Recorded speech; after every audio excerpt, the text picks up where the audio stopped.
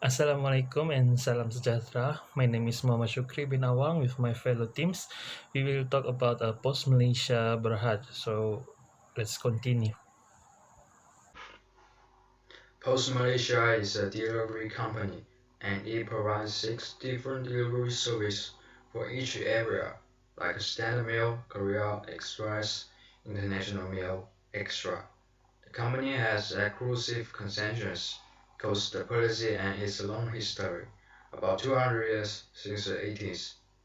It provides service to over 926 branches and mini post offices in Malaysia.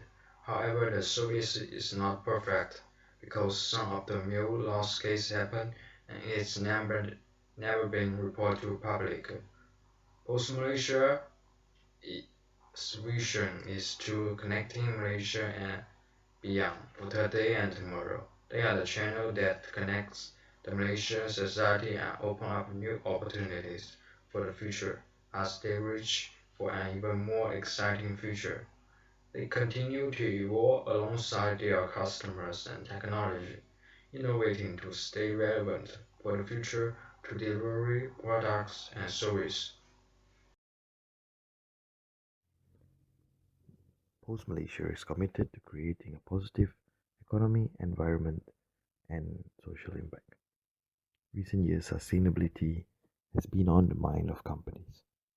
To ensure longevity, Post Malaysia has developed strategies based on these four ideologies.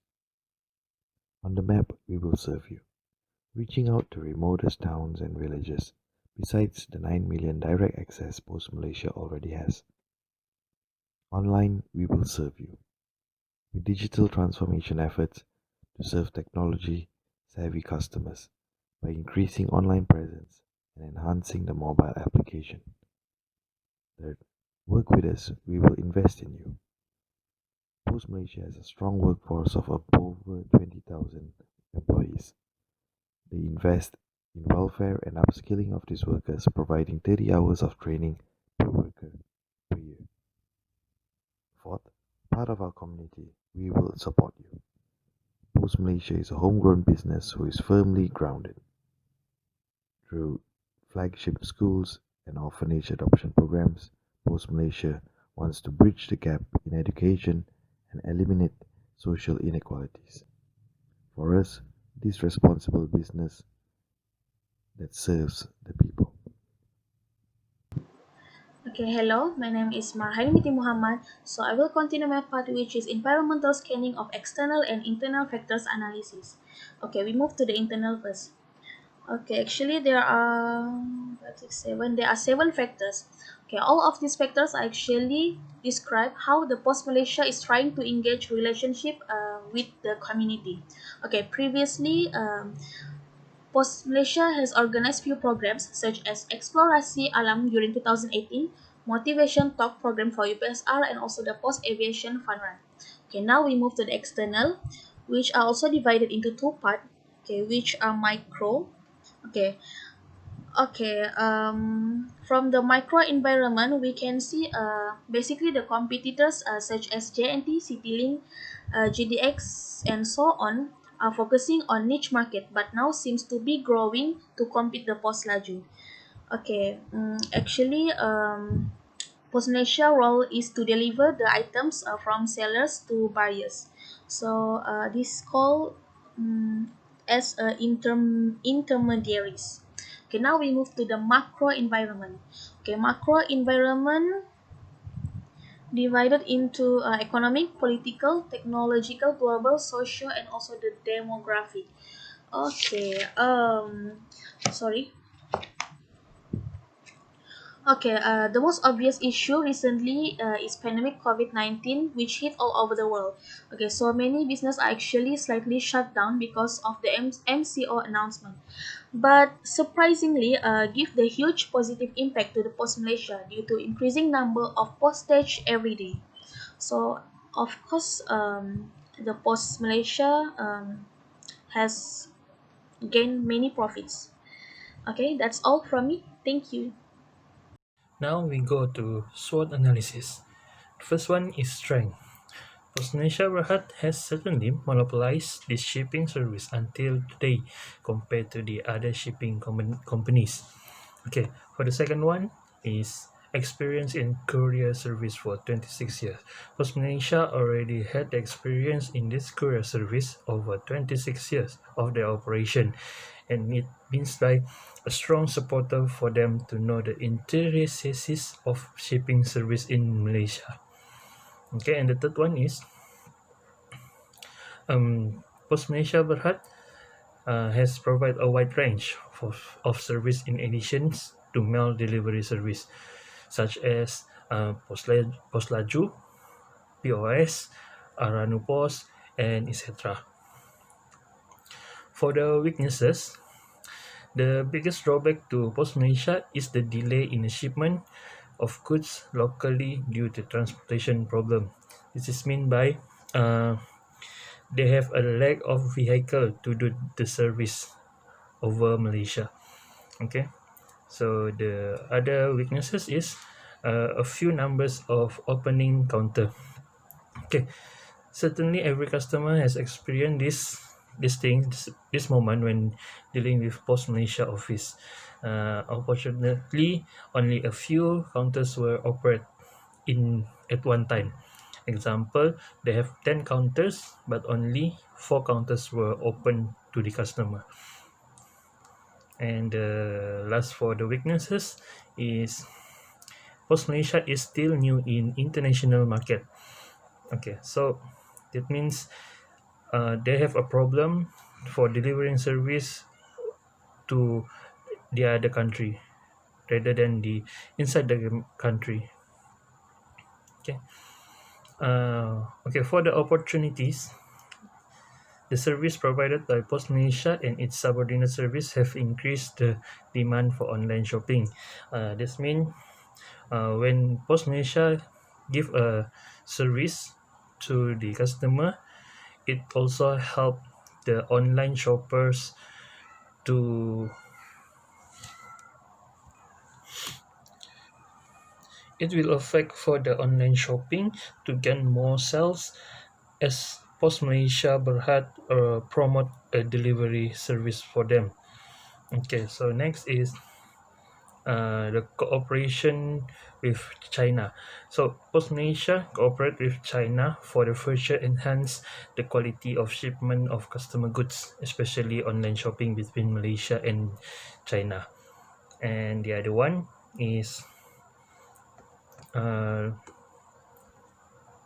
attractive pricing compared to smaller competitors. So Pos Malaysia give a better price rather than the other service. Like example, service delivery to Sabah for parcel that weight is under 1 kg is only 9 ringgit. Meanwhile, for the JNT service, they will charge 11 ringgit to Sabah for parcel that is 1 kg below.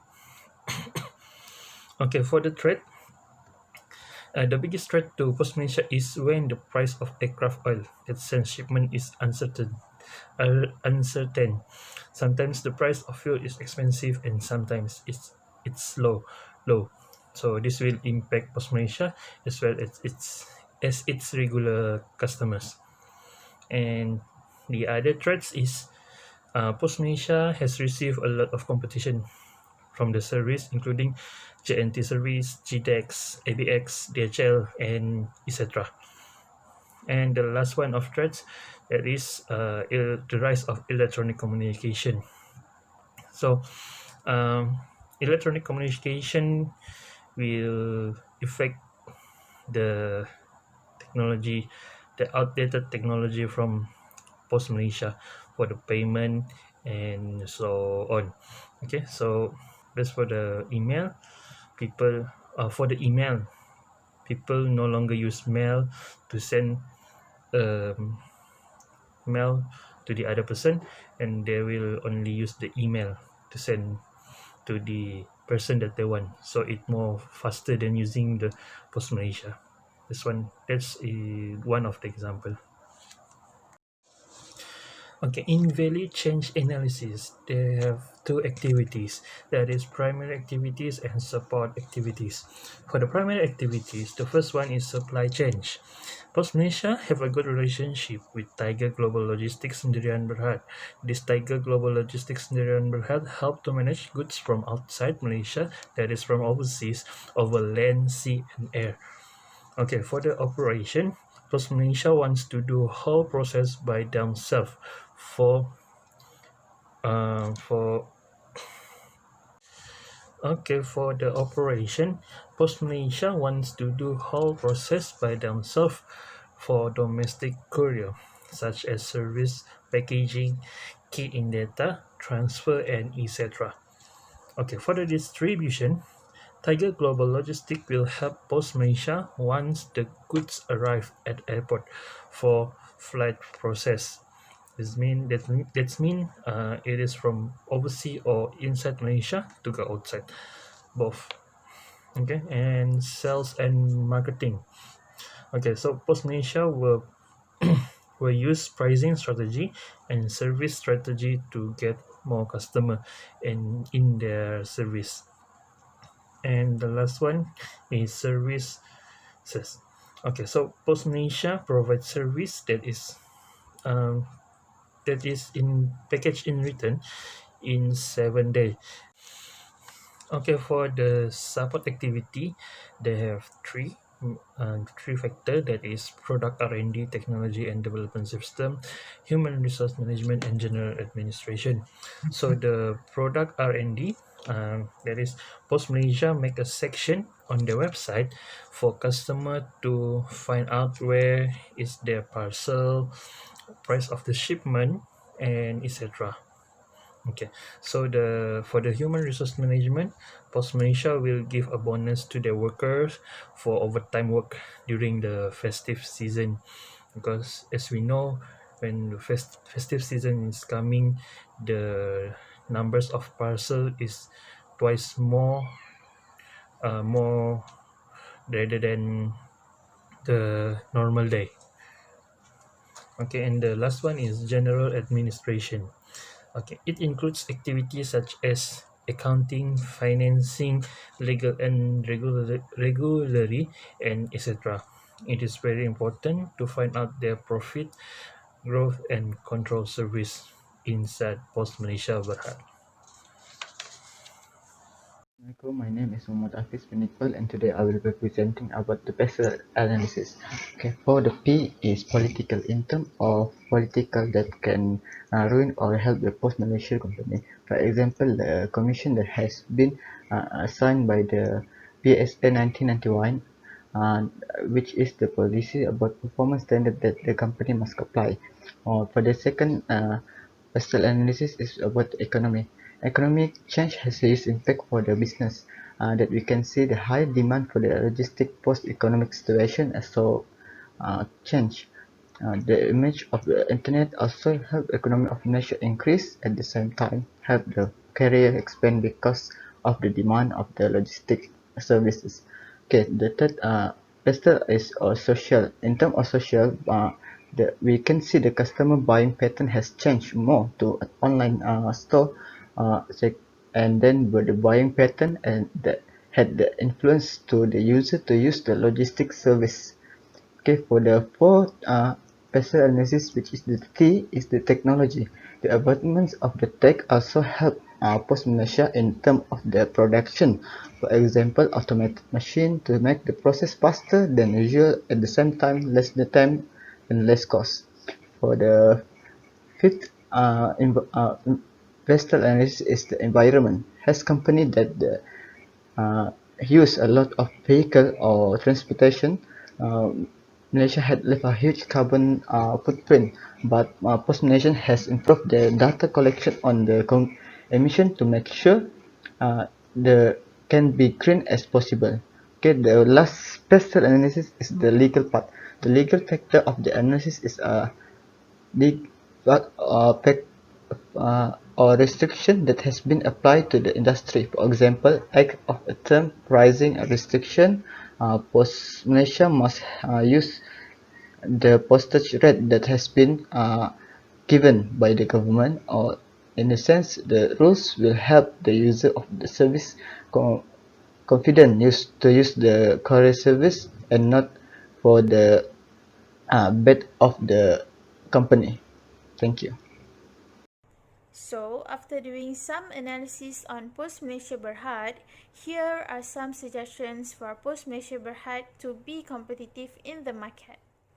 The first one is to find out how their competitors are innovating, because with the advancement of technology, their competitors such as JNT or DHL might already be using another kind of technology that are better than Post Malaysia Berhad.